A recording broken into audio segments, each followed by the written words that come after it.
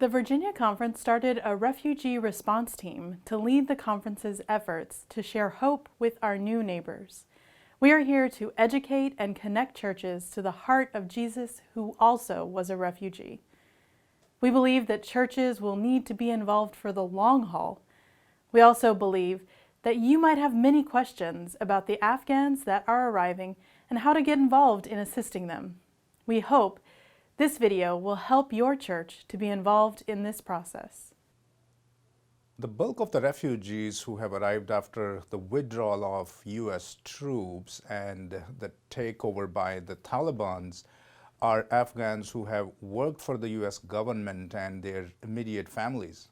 And Congress passed the Afghan Allies Protection Act of 2009 to offer special immigrant visas to Afghans who served as interpreters or embassy workers and others who have directly supported U.S. military and diplomatic efforts in Afghanistan for a significant period. The SIV was offered by several U.S. administrations as a small way to repay the services to the United States of these new immigrants. As Bishop Lewis said, these individuals have risked and sacrificed more for our country than most of us will ever be asked to do. Other recent arrivals include Afghan citizens who worked for a U.S.-funded program or project in Afghanistan, or who were employed by a U.S.-based non-government organization or media organization, relationships that have put them and their families in immediate danger.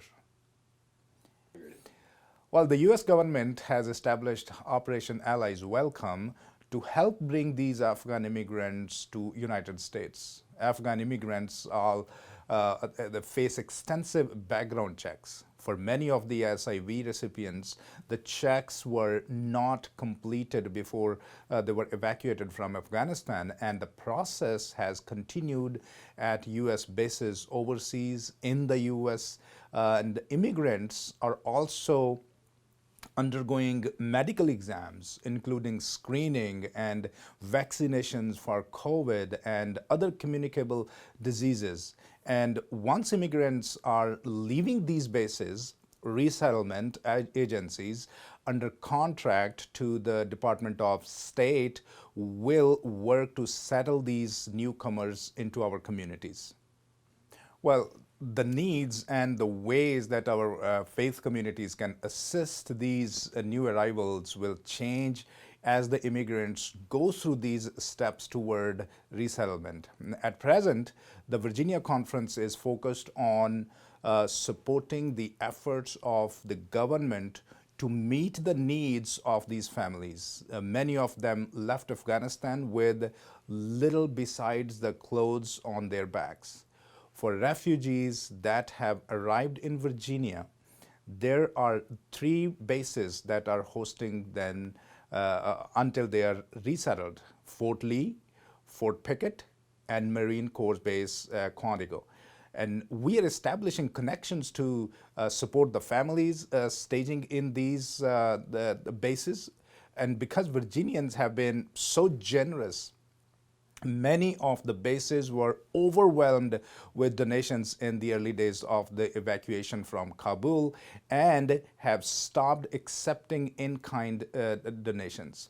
However, the needs will continue as more immigrants arrive, and the churches should continue to be ready to help as needed with financial and in-kind donations as well as volunteer needs. Well, there will also be many opportunities to help in the resettlement of the refugees within our communities. And the greatest and hardest to fill need is often housing, both temporary and permanent. However, other needs can range from grocery store gift cards to home furnishing to legal assistance. And churches can connect directly with the resettlement agencies in their area And the conference is also connecting with the resettlement agencies and district representatives so we can better coordinate our long-term support. Well, on the Virginia Conference website, we have a refugee response page, and you can see the link to that page on your screen. And when you go on that page, you will see a refugee support form. And by filling out that form, it will help us to connect with your church so that we can better connect your church with resettlement agencies and other churches.